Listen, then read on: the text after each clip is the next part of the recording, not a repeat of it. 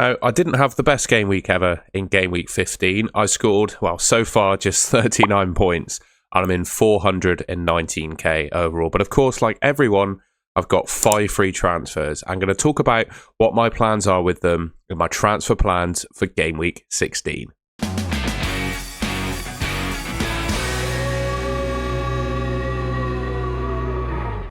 All right, we're gonna start by looking at how my team got on then in game week 15, and I think I need to start with a big shout out to Mark Gahey. He has basically saved my bacon for 2 consecutive game weeks. Last week came away with 14 points, assists, DEFCON, bonus points, and I think he got a clean sheet. Yeah, clean sheet as well. This week they did obviously concede to Fulham, but he scored the winning goal. So he's on 8 points. We'll take that. My only defender that actually returned, Raya. I think Timber must have got DEFCON. But obviously they conceded a couple of goals to Aston Villa. That was not a complete shock result, but one that surprised me. I thought the Arsenal defence and Arsenal as a whole have been like the best team in the league this season, and didn't expect them to lose to Aston Villa. I've got double Arsenal defence. We'll talk a little bit about what I could potentially do with my Arsenal assets going forwards. I definitely don't think they're like a mass sell, but I could maybe improve on the way that I'm set up here. Chow of Newcastle has been a little bit disappointing, really. I brought him in for these couple of game weeks. The fixture he had against Tottenham and obviously this one against Burnley. Conceded in both of them. The Fleming last-minute penalty was a bit of a gut punch, really. He should have got a clean sheet in that game. Njai, I think that's probably his final contribution in my team, but I'm very grateful for it. 8 points for him. Assists, DEFCON, pretty good going. Bruno Fernandes is still to play. He's my only player left to play. I don't think his performance is going to have a massive impact on my rank unless he goes absolutely crazy, which of course I would like him to do against Wolves. Saka for a 4-pointer. Anderson, well, he got an assist and a yellow card. Anderson with DEFCON. Thiago and Mateta both blanking. Haaland was my captain, but he has blanked as well. And then we had Dubravka, Anderson, Potts and Rodon on my bench. The one player that has hurt me this week is Phil Foden, isn't it? Let's be honest. A 14-pointer I must have gotten, or something similar to that. Another just ridiculous return goal and assist for him. He just continues to absolutely destroy me by not being in my team. Frustrating. But I don't think, people that did have Foden, fair enough. But I feel like the points I got from Njai are pretty good. And also, if Bruno Fernandes can somewhat perform this week, I think I could somewhat make up the difference, because I feel like there's some managers that have Phil Foden but don't have like Bruno Fernandes, for example. So, yeah, we'll see. One thing I am glad about, though, is 5 free transfers, because I think I couldn't get Phil Foden last week because I didn't have the transfers to do it and I didn't have the money available. But having 5 free transfers certainly gives me that. So we're just going to have a quick look then at my team as it stands at the moment. 5 free transfers, 2.4 million in the bank. So the move that I did on the game week 16, or game week 15, deadline stream, is I changed Semenyo out for Anderson. When I heard that Semenyo had scored in between that and it being called offside, I was absolutely kicking myself. But what I wanted to do was almost, it sounds a bit mental and a bit safe, I guess, but I wanted to get ahead of the 5 free transfers, right? One of the 5 free transfers was almost certainly to be spent on Semenyo down to Elliot Anderson. So I did that move early. I think it probably paid off because I now have 5 free transfers and a team that's ready set to make full use of them, I guess. Just wanted to very quickly mention the FPL Cartel, little joint project that I've started with my good friend FPL Tom, another experienced and very good FPL manager. We're both in the Discord pretty much all the time to give you help and advice on your FPL team, as are all the other FPL Cartel members as well. We're really helping each other at the moment in the game, I think, and certainly when things don't go well in FPL, there's a little venting corner so we can all share our frustrations, which has been quite fun to be a part of. We're also dropping an exclusive weekly podcast as part of the Cartel. You'll only get access to that as a Cartel member, and you can sign up, check out the FPL Cartel. We're giving you a free month, so a month's free trial to see if you like it or not. There's a link in the description below to that. All right, then back to my team, and probably the first transfer that I'm going to make. I think Iliman Ndiaye, it's time. I absolutely have loved owning Iliman Ndiaye. He's been a really decent asset in my team. In recent weeks, he's not been amazing, but that 8-pointer to round things off for me is very decent. I'll take it. With the 2.4 million I have in the bank, I can sell Iliman Ndiaye for 6.5, and as long as Phil Foden's price doesn't rise to 9 million, he's 8.5 at the time that I'm recording this video. By the time it actually goes out, it might go up again. I just feel like his price is going to skyrocket this week.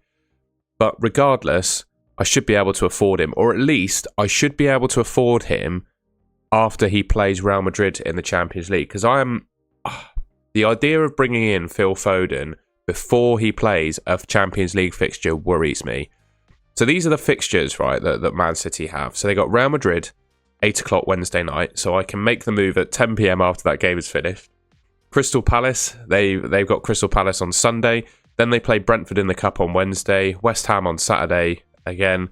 Then it's, a week's time. So their fixtures are fairly congested, but it's not horrendous. And I did a little bit of analysis on his minutes as well. So over the recent weeks, since game week 6, he's basically been at least an 85-minute man. Up until game week 15, the week just gone, obviously where he got his goal and assist, played 68 minutes. And when you look at the fixtures, you think, 68 minutes is like 22 minutes off. I feel like that's his rest. And then he'll probably get benched against Brentford in the EFL Cup quarter-final. I'd like to think that he has the ability to play 68, start against Real Madrid, and start against Crystal Palace. I think that's possible for Phil Foden. And one thing to say about Crystal Palace as well, I did a little bit of analysis of their fixtures.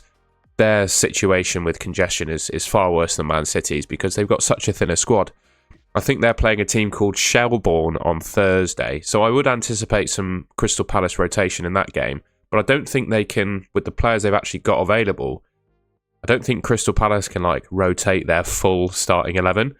So the thought of owning Phil Foden ahead of that Crystal Palace fixture basically gets me quite excited, to be honest.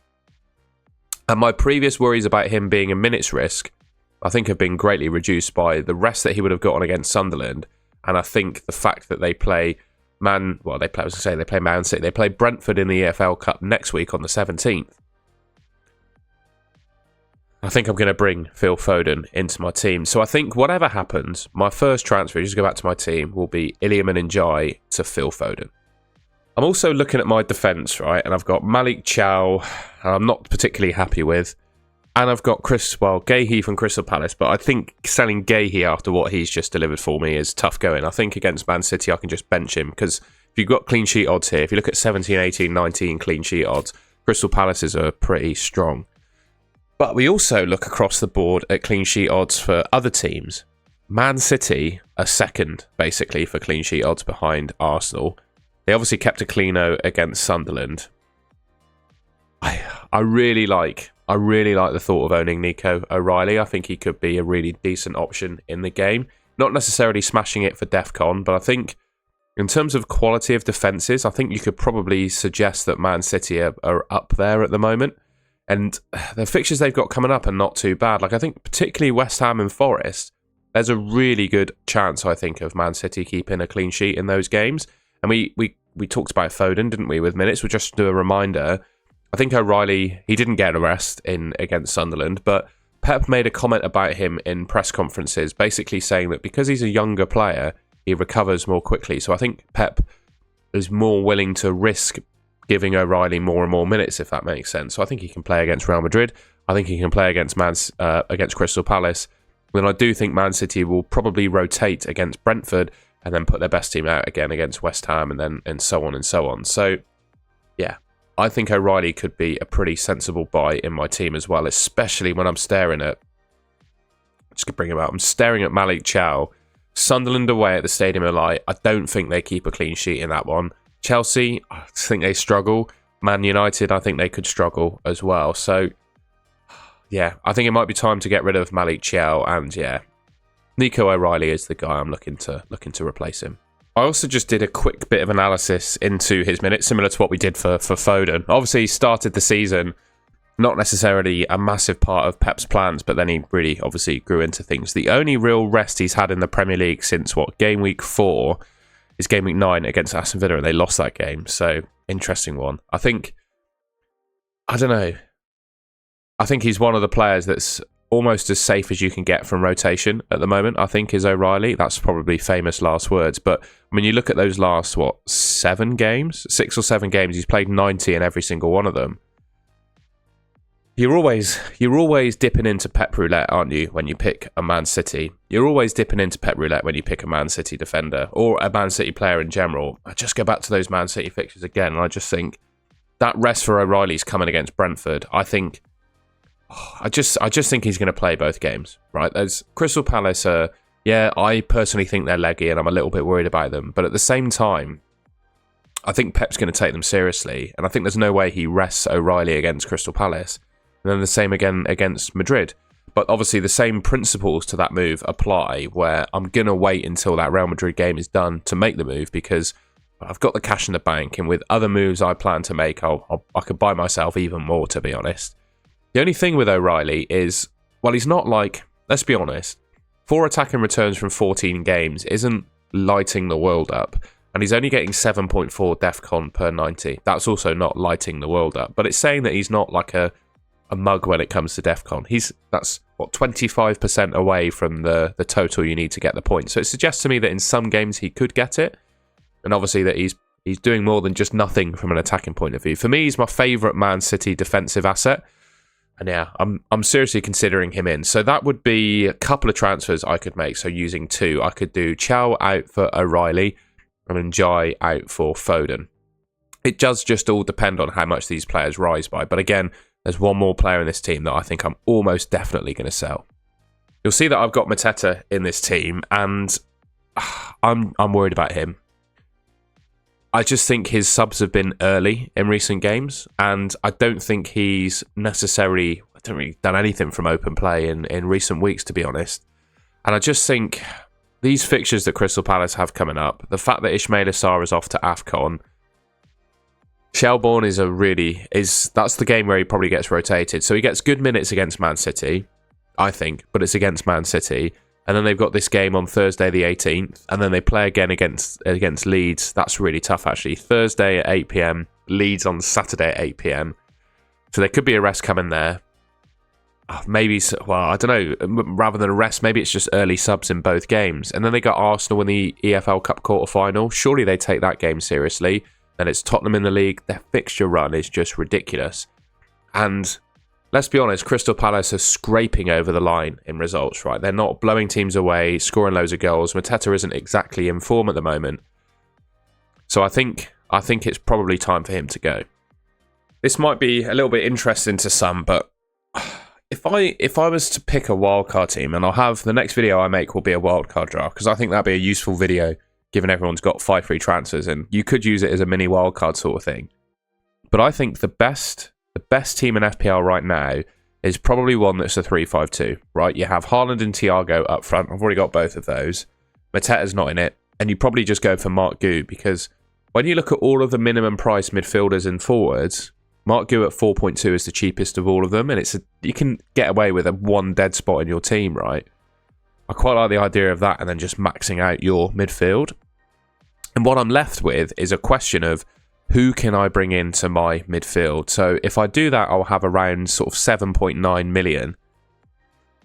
Cunha is an option. We'll see how he gets on, I guess, tonight against Wolves. I've been bigging him up, obviously, after his return from injury. I think the Sesko injury and Mbeumo off to AFCON, those are good things for Cunha. But at the same time, he's not exactly done much for Man United yet. And, well, the last 2 games Man United have played, Everton and West Ham, they've been crap and lost. So, well, not lost, but they lost against Everton, drew against West Ham, and have been rubbish, to be honest. Not really created a whole lot. So whilst Cunha could be an option, it's not exactly like I can back Man United to the hills. Cole Palmer, I've been talking about him in my videos as well, but at 10.3 million, there's just no easy way to get to him, and I'd have to drastically change my team. Probably make more than 5 transfers to do it. I got rid of Semenyo because he's been disappointing of recent. I know Brentford have good fixtures, but can't bring myself to pick Sharda. So Boslai's on 4 yellow cards. Gakpo, Wirtz, I just don't trust the Liverpool attack. I've already got Elliot Anderson, and then I'm going all the way down to maybe Declan Rice. And I'm not saying I'm absolutely nailed on to a call that I'm going to make yet. We'll just go back to my team quickly, because I think it all depends on how Champions League football goes, and also how Man United get on tonight. I'll upload this video sort of Monday afternoon, so we'll see how they get on tonight, Man United. But I think my plan will be Mateta out to Mark Gu, and then a 5th midfielder in, and I think it will be one of Cunha or Declan Rice. Just before we finish the video, there is one more. This is a very luxury move. There is one more transfer that's been going through my mind, and it's around the goalkeeper. right? I've got David Raya in my team. He's worth 6 million now in FPL. I think I bought him for 5.6, so his sell price should be around 5.7, 5.8, I think. He is the top goalkeeper for predicted points over the next 5 weeks. I think I totally agree with that. But it's whether the extra expected points he has, and by the way, I'm talking about bringing in Rice. I've currently got triple Arsenal, so this will be the way that I do it. Could I downgrade David Raya to maybe a Rob Sanchez or a Kelleher? Now, I looked at Kelleher and I thought the expected points in the fixtures coming up are really good. But you look at his points, they've been terrible. Brentford they don't keep clean sheets, so I just don't think I can back Kelleher. Whereas Sanchez from Chelsea could be quite interesting. He's a whole million cheaper than Raya. Maybe actually outscored Raya in recent weeks. They're keeping a decent amount of clean sheets at Chelsea, particularly when they play people like Chalobah and Fofana at the back. That's kind of their best back two, really. Caicedo will be back in the team I think he's got one more game left of his ban, if I'm not mistaken. And they've got Everton at home in their next fixture as well. So Chelsea got a good fixture. I could potentially make that move. Like the idea of, I just said, I could bring in Cunha, I could bring in Rice. If I were to bring in Rice, I'm looking at, obviously, getting rid of David Raya as my third Arsenal option. And that's probably the final point to leave this video on, isn't it? What is the best Arsenal triple up? At the moment, I've got Raya, Timber and Saka. I still feel like Arsenal are probably the #1 team in the league and the team that I want to own the most of in FPL. It's just a question of whether that move is worth it. So that would be, right? If I make all of those planned moves, not saying I will, be Raya down to Sanchez, Chow out for, who's the defender that I was going to bring in? O'Reilly. And Jai out for Foden. And then Mateta out for Mark Gu. And then I would have to do Potts to Declan Rice. So that would be 5 moves. So I could potentially use all of the 5 transfers, or I could be a little bit more conservative and maybe just do Njai to Foden, Chow to O'Reilly. But then that would leave me with a Mateta problem, right? Oh, it's a tricky one. I guess we could keep David Raya in the team and bring in Cunha instead. The idea of making an extra transfer just so I don't have 3 Arsenal players is interesting, isn't it? Yeah, we'll see how we go. Those are the current moves that I've got planned. As things progress, we see Man United play tonight. We see how the Champions League goes. I think I'll be more informed to make a better go at a team selection video on Monday on Wednesday, sorry. And fully articulate my plans and what I'm thinking of doing. But I think I'm along the right lines here. It's just sort of, the final touches on what my plans are. Let me know in the comments what you think I should do. All right, well, that's the end of the video. I hope you enjoyed it and found it useful. If you did, please leave me a like rating. Like I said, let me know in the comments if you've got any transfer suggestions for me. I think with the pool of players that are available in FPL right now, what I've kind of suggested is probably the best thing to do with my team. It's just a case of whether I bring in Declan Rice, whether I trust Cunha, or go for another midfielder entirely. That's kind of open for debate at the moment, I guess. And if you haven't already, please subscribe to the Goal to Goal channel. It should be just there on your screen. And that just leaves me to say thank you very much for watching. I'll see you in the next one.